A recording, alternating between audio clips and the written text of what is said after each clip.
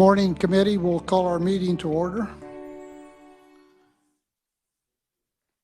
First item I have is bill introduction. Senator Hawk.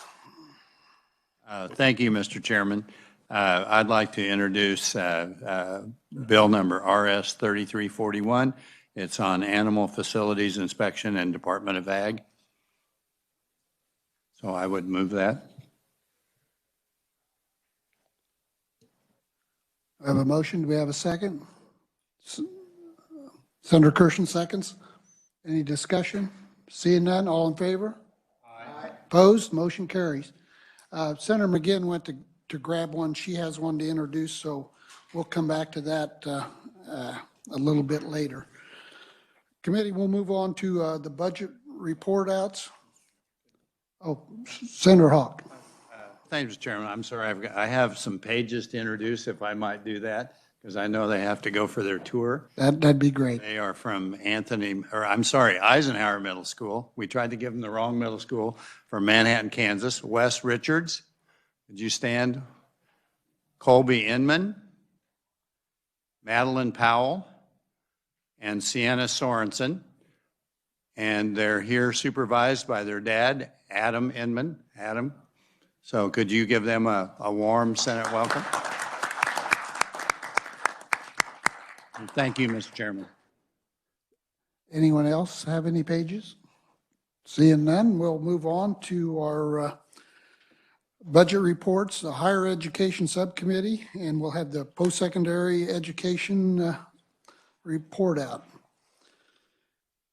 The agency submitted a revised estimate of $3.4 billion, including $905.1 million SGF for fiscal year 2022. This is an increase of $275.5 million above the approved amount for all funding sources. The increase expenditures are primarily in contractual services, $107.6 million, commodities, $26.1 million, capital outlay, $31.2 million, and other assets of $65.7 million.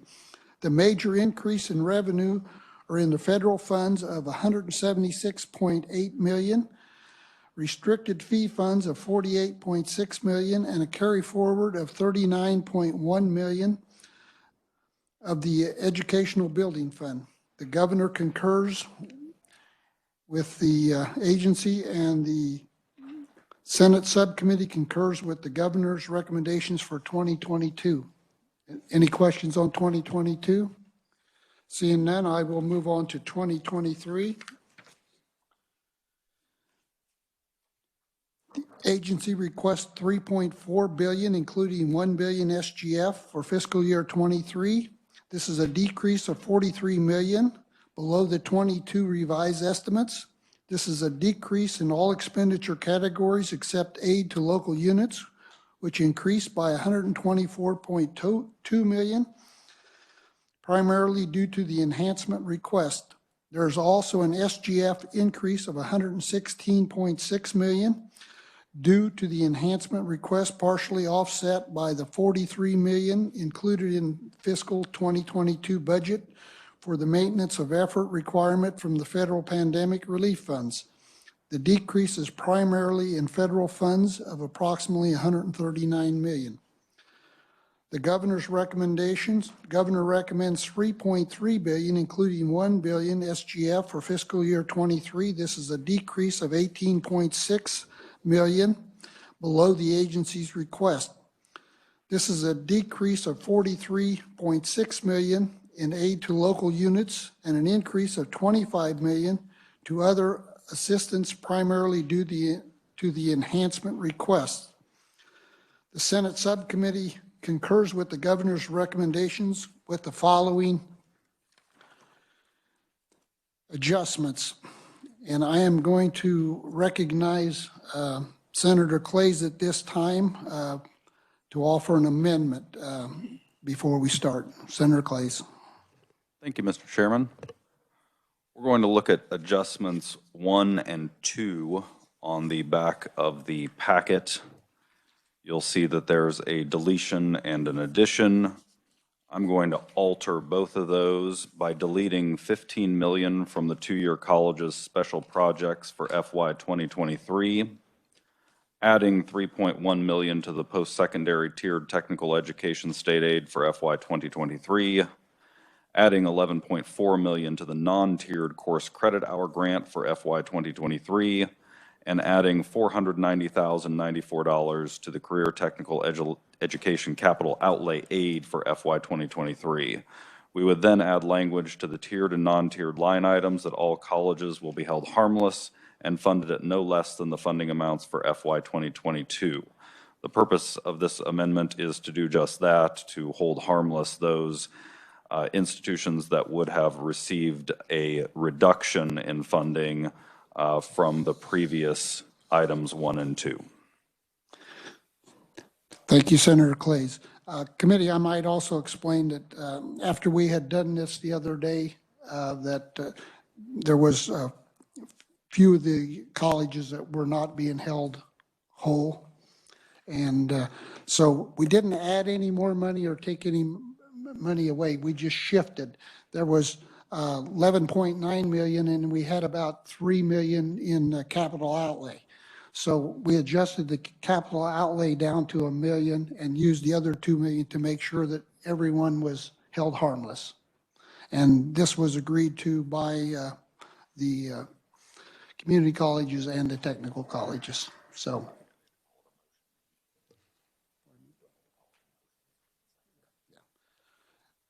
that's a little explanation. So I recognize Senator Clays. Thank you, Mr. Chairman. I will make that a motion to amend with the description previously stated, removing items 1 and 2 and replacing it with the amendment as described. I have a motion. Do we have a second? Second by Senator Fagg.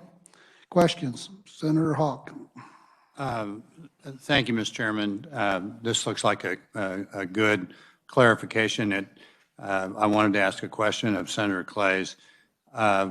We had that item 4 that was in, I think, what the community colleges had suggested, and I wanted to make sure we're doing this. We're separating the tiered and the non-tiered in terms of the hold harmless, and I think that was what that item 4's intent was, and it looks like it's doing that. I just want to make sure it is. That's my understanding. Okay. And the only thing I want to add, but I think it's in point 3, certainly my expectation that we have overfunding and we keep sort of kicking that can down the road for overfunding. And I think item 3, which we'll get to later, but I want the colleges to understand, I certainly expect them to figure out how to do that so we don't continually keep overfunding and create this gap. And I think it's good that we have the resources to take care of this gap. Finally, it's been a long-term problem, and I appreciate the chairman's amendment here and what we're trying to do within the funds that we have. It doesn't seem to interfere with the governor's recommendation. It's just if I understand it, it's just a different allocation of the funds that were already in her budget. Is that correct? Correct. So, good. Thank you. Thank you, Mr. Chairman. Other questions? Seeing none, all in favor? Aye. Opposed? Motion carries. I'll continue with the report out. So that took care of item 1 and 2. Item 3, add language to establish a working group to create a plan to reduce the tiered and non-tiered funding from those colleges currently overfunded pursuant to the formula of the fiscal year 2023.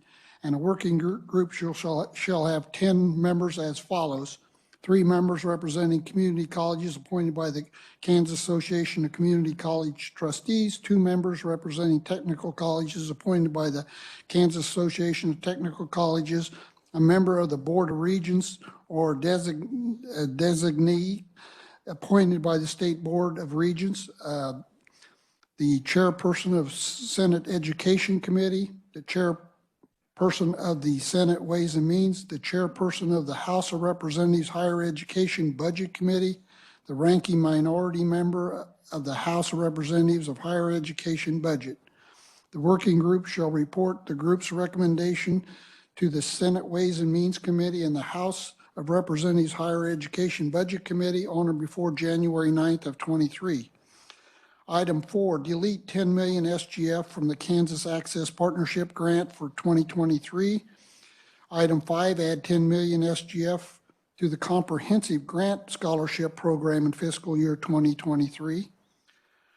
Item 6, add 500,000 SGF to Fort Hays State University for operating expenditures for the cybersecurity initiative for fiscal year 23. And we had put in here to review at Omnibus because we want to make sure that that wasn't getting funded some other way. Item 7, delete 20.7 million SGF from post-secondary education operating grant for fiscal year 23 and review the addition of the funds into the account at Omnibus. Item 8, subcommittee recommends the committee review funding for the demolition projects at the universities at Omnibus. And I also would like to state, it's not on your sheet, but I've been in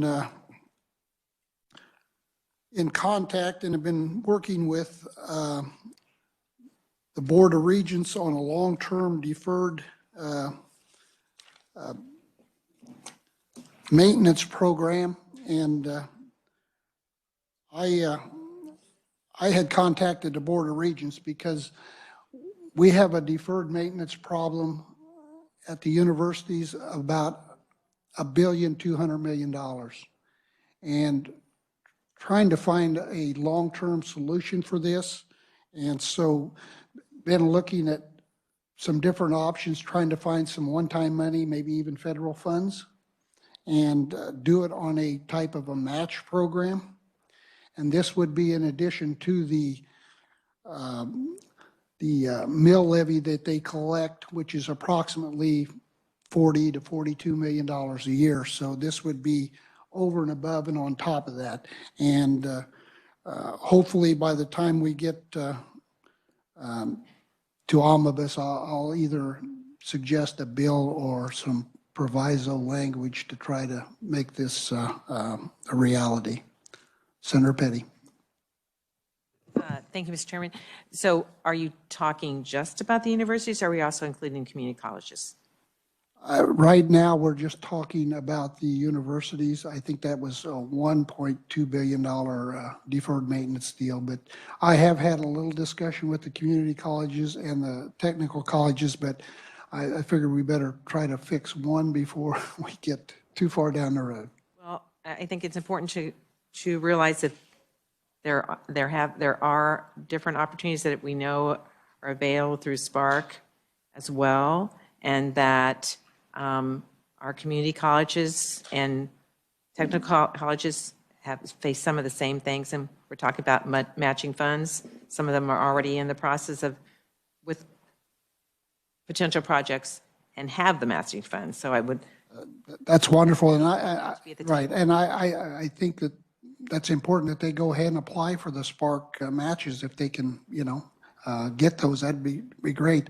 I've been focused on the big one first before I moved on to something else. But anyway, that's for everyone's information. Any other questions?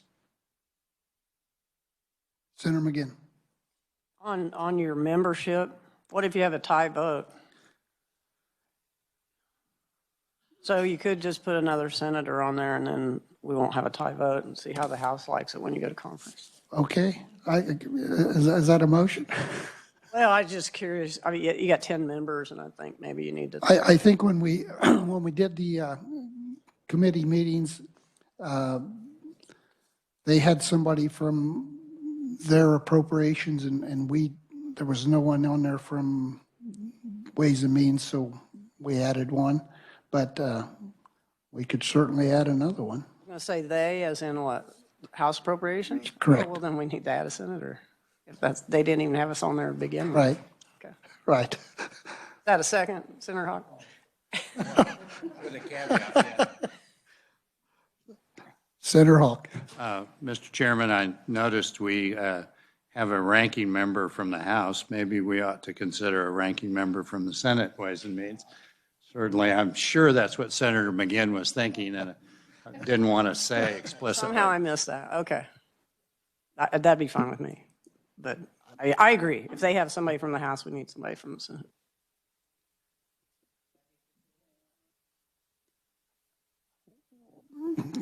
You would like to make a motion then, Senator McGinn? Sure, and being consistent with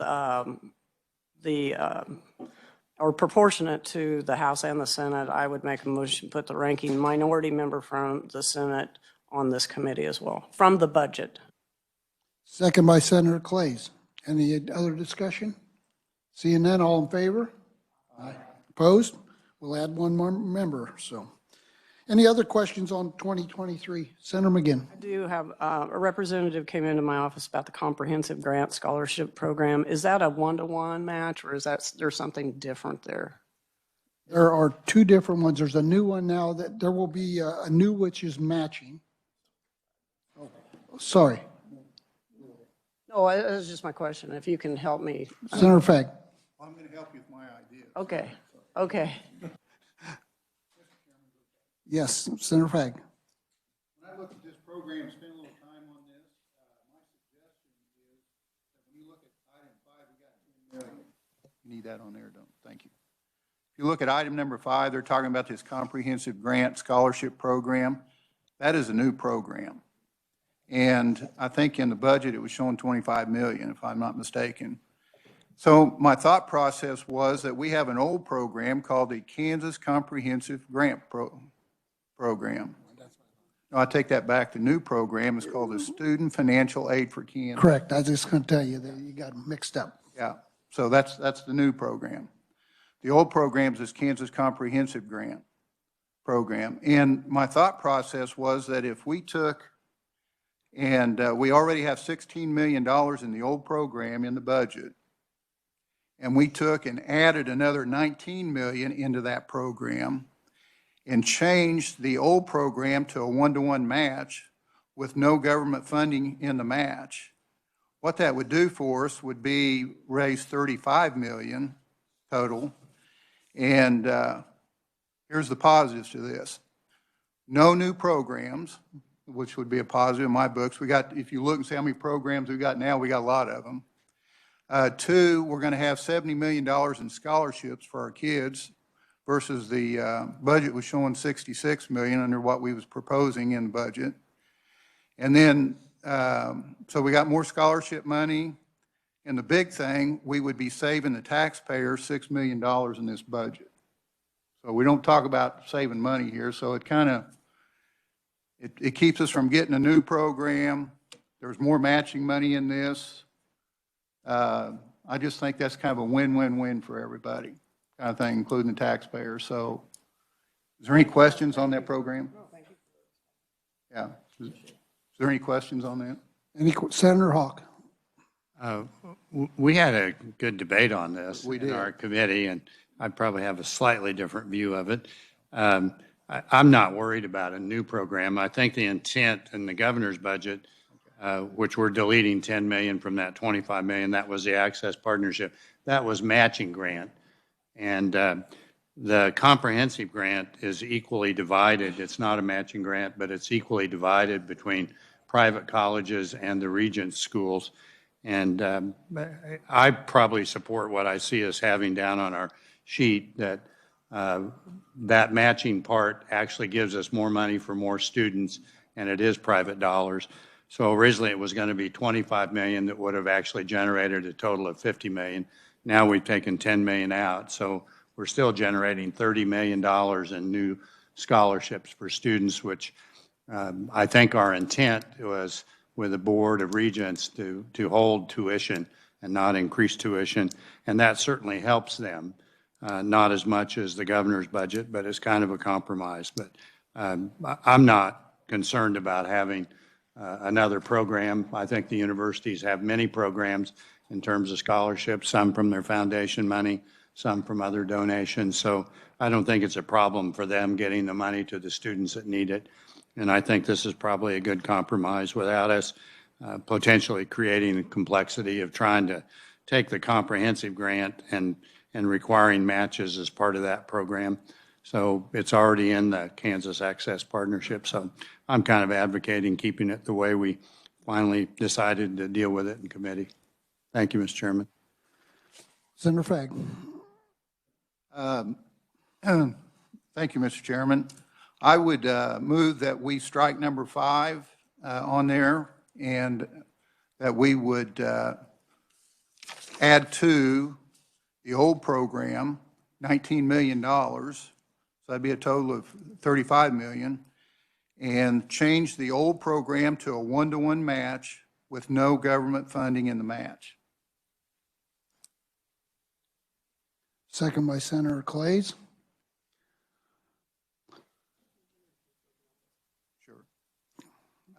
In repeating the numbers, we would be taking number 5 off, the 10 million. In the new numbers would be there's 16 million already in the old program. And we're going to add 19 million to the old program for a total of 35 million. So that 16 is going to change to 35. And in the old program, we go to a 1-to-1 match with no government funding in the match. Is my motion.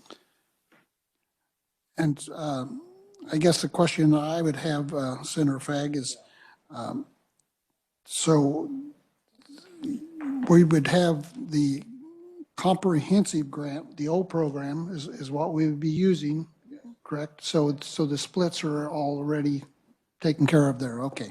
Should have called it by its name, Mr. Chairman, instead of old Nope, program. that's You're fine. correct, though. Okay. And on this,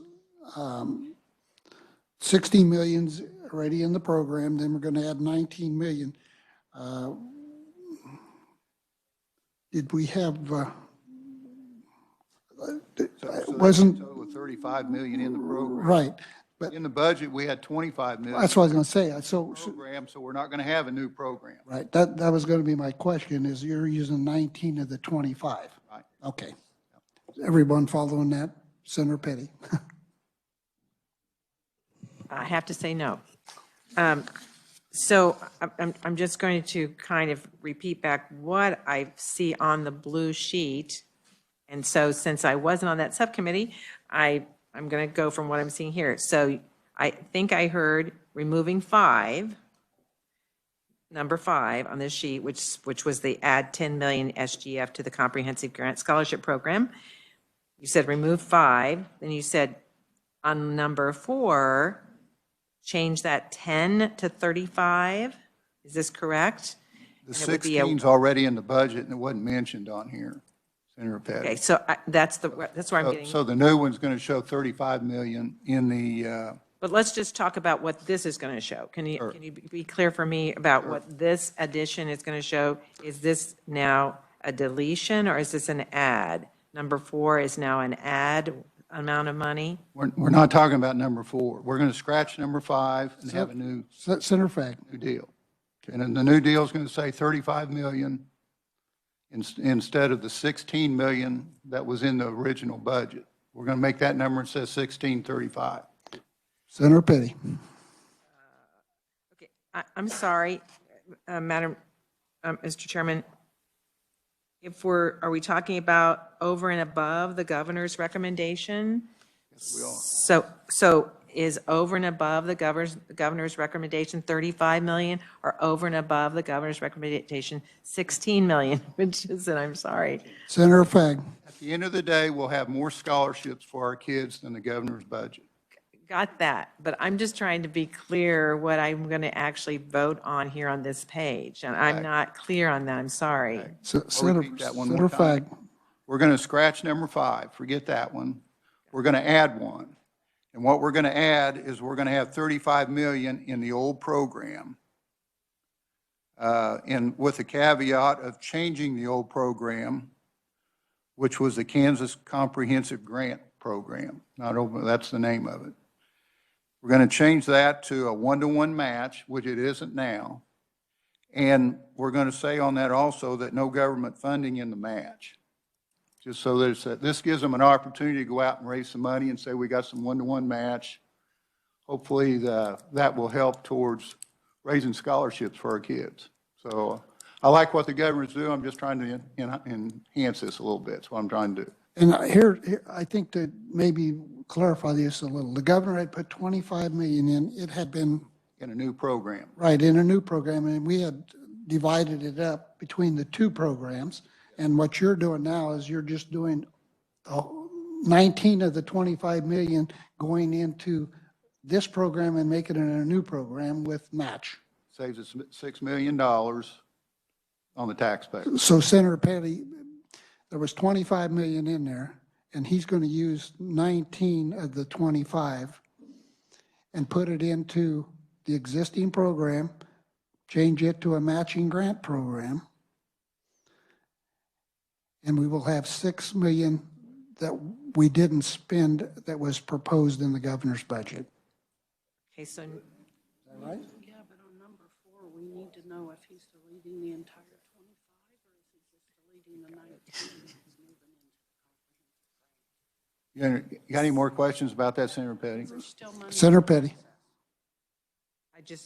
was there any other clarification there?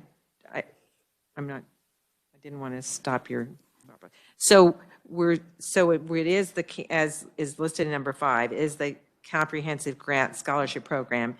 It's now, but it now has different criterias of the 1-to-1 match and no government funding. The amount of money, I don't want to, You know, this is a new program on number 5. We're not going to have a new program. We're going to scratch the new thought we program. currently have use the old Kansas program. Comprehensive Grant Scholarship Program. Yeah. Don't we can't currently have the Kansas Comprehensive Grant Scholarship Program? Don't we currently have that program? Comprehensive? We'll wait for the chairman to Okay. volley. Senator Fagg?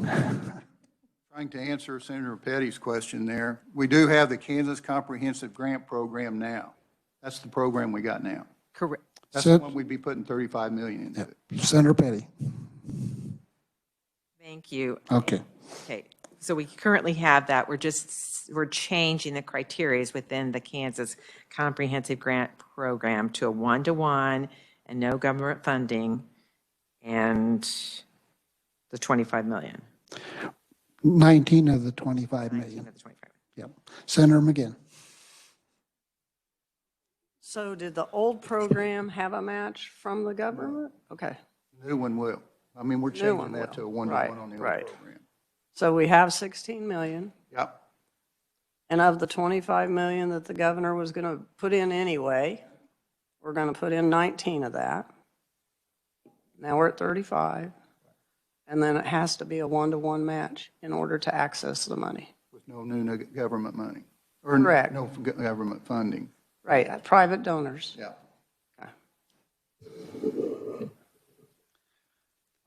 Senator Hawk. A question and suggestion.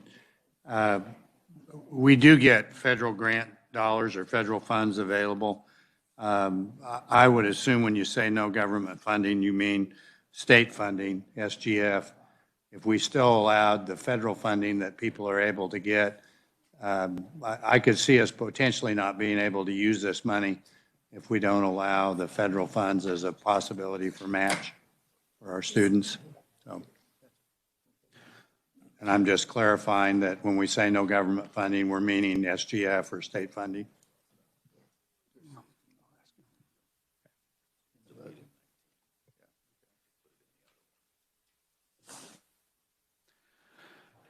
Senator Hawk was wanting to clarify on the matching. Senator Fagg. My thought was no government matching, because we want private money doing this if we can. That was my thought, Senator. I'm just saying, I know there are several different federal funding things that are available to students. What I'm a little nervous about, I could see us saying no government funding, meaning state general fund funding, but if the universities can use federal funding that students qualify for, then we would have more students who would qualify for this comprehensive grant money. That would be true, I would guess, also of the private schools. So I think if we just restrict it to state funding, we would have a more workable program, be able to hold tuition down and have this function the way we've intended it to.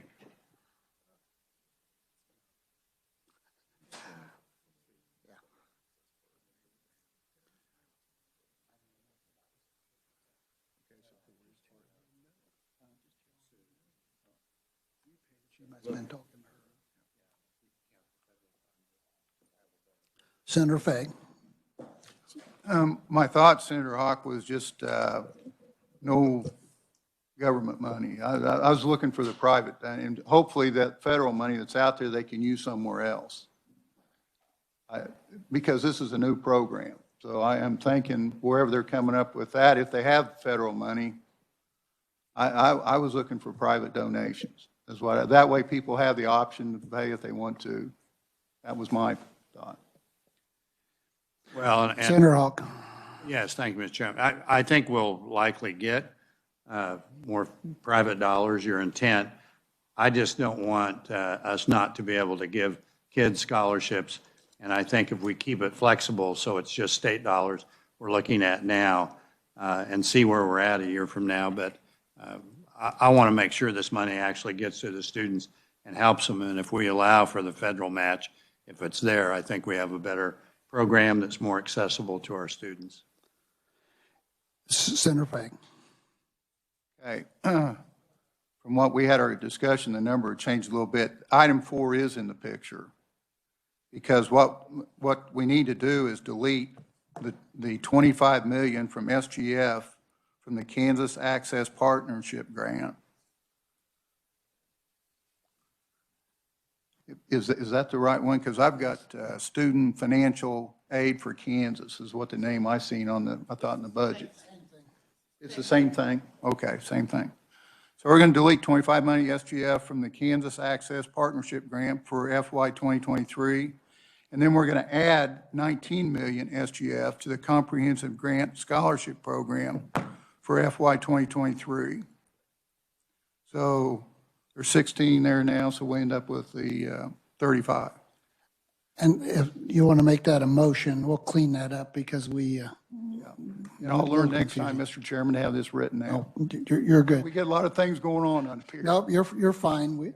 So is that your motion? And I want to add to that about the with no government funding in the match and changing that program to a 1-to-1 match because it's not now. That's on number 5.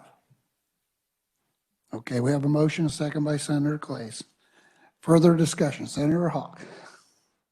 Just to let Ways and Means know how this changes the money that's available. The governor's original plan was $25 million with a 1-to-1 match for the Kansas Access Partnership Grant. Of the 16 million that we had in the comprehensive grant, 8 million of that went to regents for a total of $58 million total. And what we're really doing in terms of what would be available, because that 25 had to have the match, so we would have done 58. In this one, we're cutting that to 35 million. So essentially the regents are getting 17 million of that. And if you have a private match on that, that would have 34. So and yet we're telling the regents that you need to hold your tuition flat, but we're actually giving them $24 million less than what the governor's proposal was.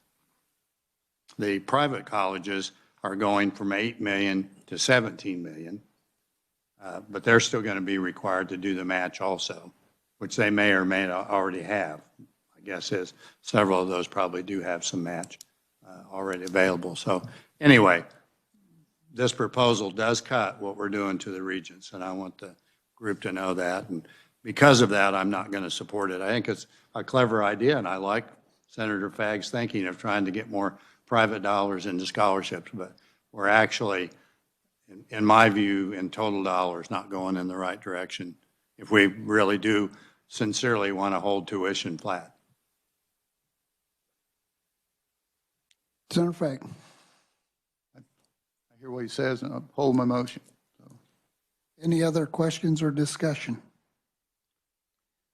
Seeing none, all in favor? Aye. Opposed? Aye. Motion carries. Please record Senator Hawk and Senator Petty. Any other questions on 2023? Seeing none, I Move that we accept the Senate recommendations for 22 and 23, second by Senator Clays. As amended, yes. Senator Petty. We're on to the whole budget, right? We're on to this, okay. This is back to number 3, the working group, and I just want to, it says that the working group would be to create a plan for that tiered and non-tiered. That's going to be that will be the job of that working group. There won't be other issues, correct? That's what they're set up for. Correct. Thank you. And we added Senator Hawk as a minority earlier, so it's as amended. Yes. Okay. Okay, committee, let's see. Pardon me? Oh, we voted on the amendment, that's right. Okay, we need a vote on the 22-23. All in favor? Aye. Opposed? Motion carries. Senator Hawk.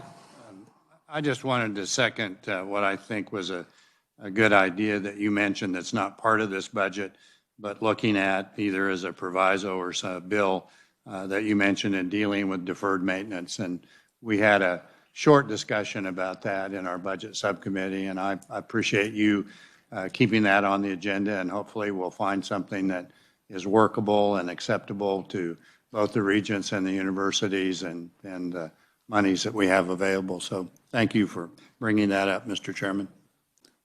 Any other questions or comments? Seeing none, we will move on now to hearing on Senate Bill 523, authorizing certain transfers from the State General Fund to the Kansas Public Employees Retirement Fund in fiscal years 22 and 23, and requiring the State Finance Council approval for such fiscal years in 23 transfers. We'll first hear from the reviser, David Weiss. David?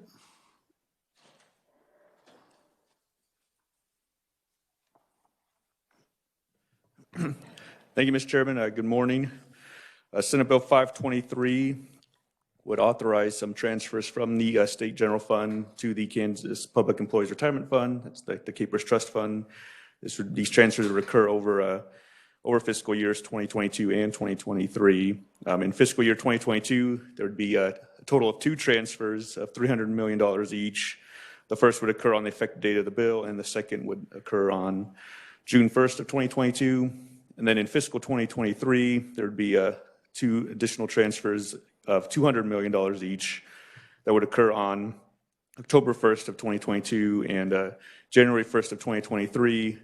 However, the State Finance Council would need to take action to approve each of those fiscal 2023 transfers prior to Director of Accounts reports making the transfers. So those $200 million ones that the Finance Council would need to make, take an affirmative action to approve those transfers. The ones in fiscal 2022, that $600 million total would just occur as a revenue transfer pursuant to the bill. And to allow the transfers in the current fiscal year, the bill is effective on publication in the register. And then, like I said, that first transfer would occur, upon publication in the register. I can stand it for any questions. Questions for David? Seeing none. Thank you, David. Next, we'll have a proponent, Alan Conroy, with the Executive Director of Capers. Welcome, committee, Alan. Good morning, Mr. Chairman. Yes, certainly pleased to be here and certainly to be a proponent of this $1 billion transfer, as David has outlined in Senate Bill 523. And I'm pleased that I've got some good backstop today. Our board chairperson, James Zakura, and trustee Ernie Claudel have joined us today to, I think, help show their support for the $1 billion transfer. And just if you'd want to pay off the entire unfunded liability, I could probably get all 9 trustees to come and show their support if there's any interest in that. But as David said, this is a revenue transfer coming in 4 different payments, $300 million in the current year, and then subject to Finance Council, $200 million in October of this year, and then January 1st of next year. On the very last page of my testimony is really kind of a high-level, just capsule, a summary of what this bill does and what it would mean to KPERS. And of course, just to remind you, the KPERS unfunded liability is the debt of the state. You all collectively own it. It's your debt, lock, stock, and barrel. We're charging 7.75% interest on that debt. And so, and of course, so I guess we always think it's, that it's not, if it'll be paid, it's just when it will be paid. The current amortization schedule, of course, has it really being extinguished in 2033. This would accelerate that. So this bill, on that highlight in that very last page, you can see in the boxes, the unfunded actuarial liability, your debt would go down from about $4.4 billion down to $3.4 billion. So it drops $1 billion. The funded ratio, which is just that mix of assets to liabilities, and of course, the goal is really to be 100% funded, but in terms of hurdles, this funding would get us over 80%, certainly a key hurdle to be over on your way to that 100%. And so that's great progress there. Some of you may remember the dark days in terms of KPERS funding. The low point was 56% in terms of funded ratio. And if you're below 60%, that's on the school side, that's when the red lights are flashing and sirens are going off and somebody needs to do something pretty quick. And so I think with the effort that the policymakers, the legislature, and the governors have made to improve KPERS funding, of course, there have been some pension obligation funding bonds that have been sold.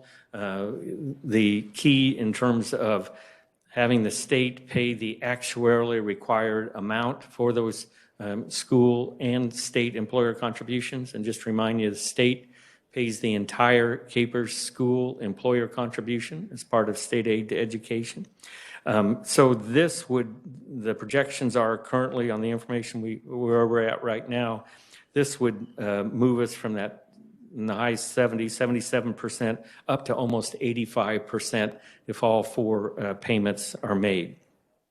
On the other side then, as the funded ratio goes up, the employer contribution will go down. It's funding to KPERS comes from the employee contributions, whatever we earn on the investment side, and then the plug factor is the employer contribution, and that's what then comes ultimately to the state for the state and school employer contributions. So with this infusion of cash then, this would save initially in fiscal year 2024 about $78 million, and then over time, and by the end of 5 years, that's up to an annual savings of $90 million. So the first 5 years, in terms of projected lower employer contributions, that would save you all having to pay KPERS about $420 million. And that doesn't include, you may remember there's another bill out there in terms of those layering payments for the missed school employer contributions in 17 and 19, fiscal year 17 and 19, and they're currently being paid off $25 million a year over 20 years. So if that should also be done, then that $25 million a year would be added on top of those numbers there in that lower box on the right. So that would get you over $100 million a year savings in lower employer contributions. So on behalf of the board, certainly stand in support as a proponent of this bill.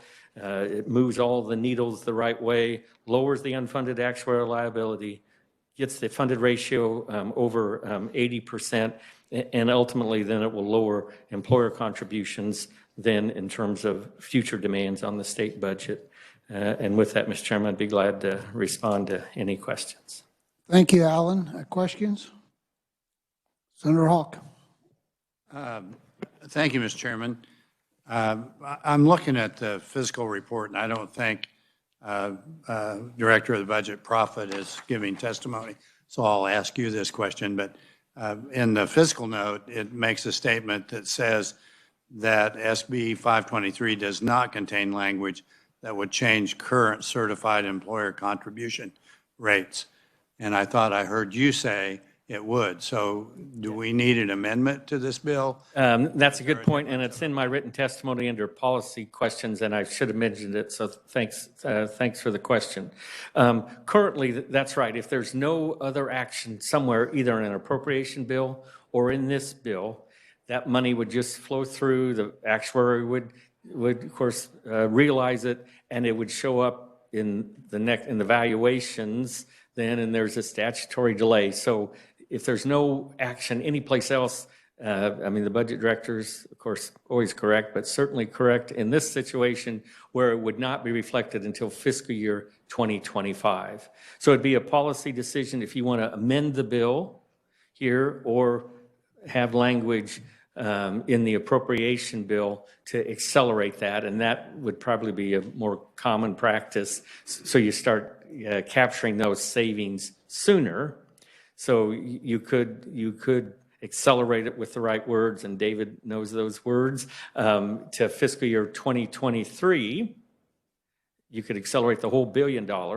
Now, of course, there's a little bit of risk there because the Finance Council has to take positive action on the 400 million. But if you assume that, and I suppose if something should happen there for whatever reason, economic changes or whatever, the rate could be trued up, at some future legislative session. So, but anyway, to answer your question, yes, if you want to capture those savings sooner, there either needs to be language in this bill or an appropriation bill that would, in effect, hardwire the employer contribution savings rate, that lower rate in fiscal year 2023, probably. So thank you, Alan. And just a comment, Mr. Chairman, if indeed we think we can afford this $1 billion in terms of all the other budget things we're looking at, I certainly would like us to consider an amendment that would accelerate this so we could take advantage sooner than later. Thank you. I had discussion with Alan before we started the committee meeting, and we'll make sure that we get it fixed. Good. Other questions? Senator Fagg. Thank you, Mr. Chairman. I think this is a great idea. The question that I would have is if, as we make these payments, this kind of averages into the market too, doesn't it? Because we're in a period of time, we know what the stock market's doing every day. So we want to get that paid, but this averaging in is not a bad thing to do. Just my comment. Thank you. That's right. It does spread that out in terms of when we'd go to the market with these funds. So. Any other questions? Seeing none, thank you, Alan. We also have Elizabeth Patton from the Americans for Prosperity. Elizabeth, welcome to committee.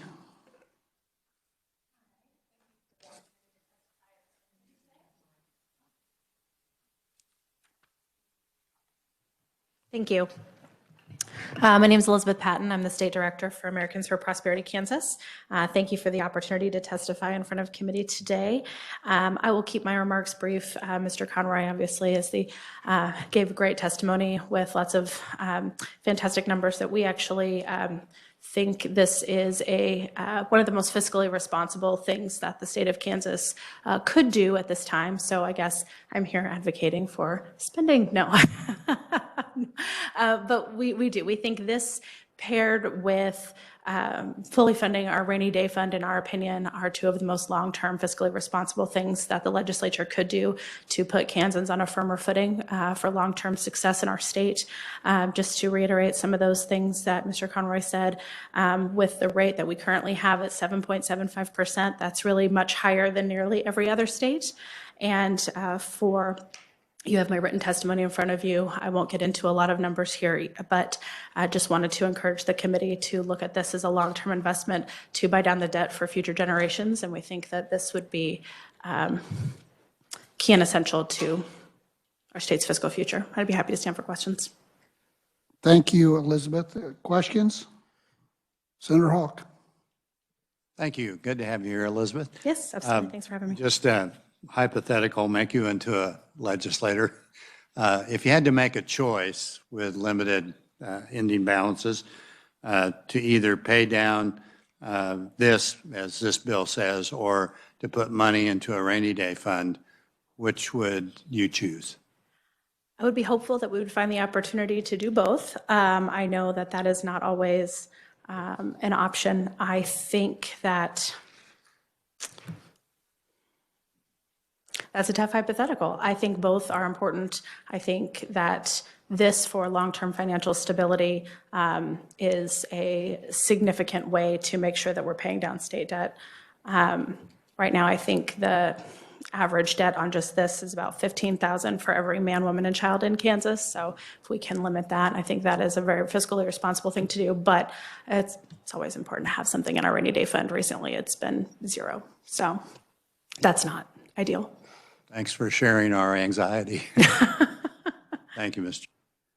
Other questions? Senator Alley. Thank you, Mr. Chair, and thank you for being here today. So I'm going to ask another question. We have a responsibility to put 7.5% in an ending balance. And are you talking about funding, fully funding that as well as the rainy day fund? So in a perfect world, I have other reforms that I would love to make to the Kansas budget process, and there are lots of other things that I would like to do. So I would love to have a broader conversation about, in a perfect world, what just my organization, what we would like to see for future of Kansas budget decisions. But in this case, I would hope that we would find an opportunity to pay down our debt and prioritize that as an opportunity to make sure that we are getting ourselves in our opinion, more stable financial future long term. Other questions? Seeing none, thank you, Elizabeth. Thank you, appreciate it. Are there any opponents here today that are not listed? Seeing none, any neutral? Seeing none. Committee, we're not going to do any action on any bills today, so I think that concludes our work for today. So thank you, and we are adjourned.